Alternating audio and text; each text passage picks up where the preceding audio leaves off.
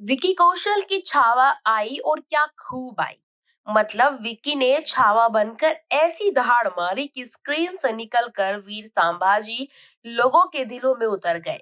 विकी इस फिल्म में छत्रपति संभाजी के किरदार में है। विकी कौशल ने बहुत कुशलता के साथ इस किरदार को निभाया। ऐसा लगता है जैसे वाकई संभाजी जैसा लार्जर देन लाइफ कैरेक्टर हमारी आंखों के सामने बड़े पर्दे पर जीवंत हो गया हो। इस फिल्म में बहुत कुछ था जो लोगों को पसंद आया, जैसे संभाजी की वीरता, उनकी आवाज में झलकता स्वराज के प्रति अपार प्रेम और उसी को हासिल करने का जुनून।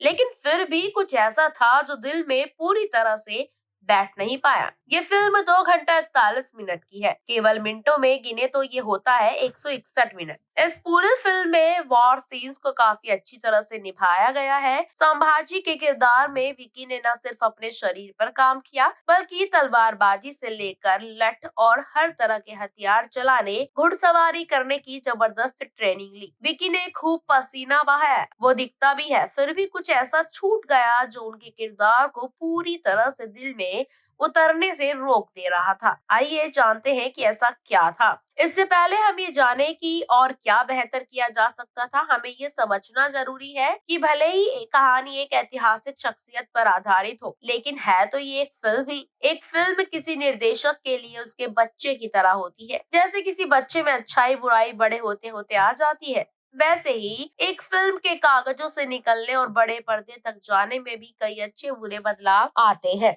ऐसे में एक क्रिटिक का काम होता है किसी फिल्म को फिल्म की मेकिंग के स्तर पर जज करने का। यह आर्टिकल भी वैसा ही है, जहां फिल्म को फिल्म की तरह जज किया जा रहा है। छावा एक बढ़िया फिल्म है, इसमें कोई दो राय नहीं। फिल्म में वॉर के सीन्स को काफी अच्छे तरीके से शूट किया गया। वॉर सीन्स या फिर एक्शन को कोरियोग्राफ किया जाता है और छावा के इन सीन्स को काफी अच्छी तरह से कोरियोग्राफ किया गया। एक एक शॉट और तलवार का घूमना आपको दिखाई भी दिया है। इस पर न सिर्फ डायरेक्शन और कोरियोग्राफी बल्कि सिनेमेटोग्राफर की भी तारीफ होनी चाहिए। लेकिन एक चीज जो इन वॉर सीन्स को थकाने वाला बनाती वो है किसी चीज का हद से ज्यादा बार आंखों के सामने आना। छावा में ये चीज काफी ज्यादा चुभने वाला है। सीन्स अच्छे हैं, लेकिन वो आपकी नजरों के सामने इतनी बार आते हैं कि आप उसकी खूबसूरती को नो एंजॉय कर पाते हैं और ना ही उसे पूरी तरह से समझ पाते हैं। जब किसी किरदार को बड़े पर्दे पर दिखाया जाता है तो उस किरदार की एक बैक स्टोरी भी गढ़नी उतनी ही जरूरी होती है। छावा के साथ समस्या से ये है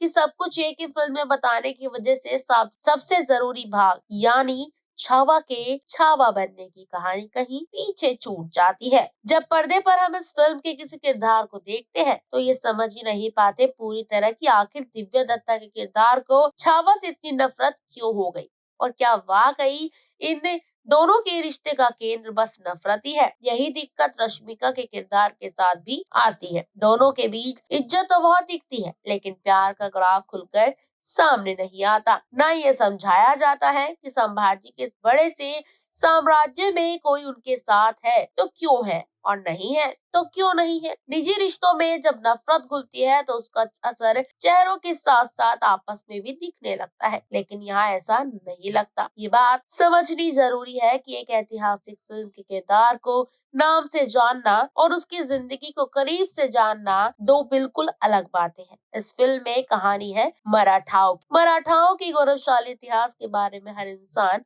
नहीं जान। भले छत्रपति शिवाजी महाराज का नाम हम सभी ने सुना है और जानते हैं, लेकिन उनके बेटे संभाजी के बारे में शायद हर आदमी नहीं जानता। तो इसी वजह से देखा गया है कि वो यहाँ पर इस मूवी में बॉलीवुड की जो सबसे अच्छी इस वक्त की मूवी मानी जा रही है, कहीं ना कहीं थोड़ी सी कच्ची रह गई है। और कच्ची रहने का क्या कारण रहा है वो हमने आपको बताया। क्या आपको भी ऐसा लगता है? तो अपनी छोटी सी राय कमेंट सेक्शन में पेचित होकर जरूर दिए। धन्यवाद।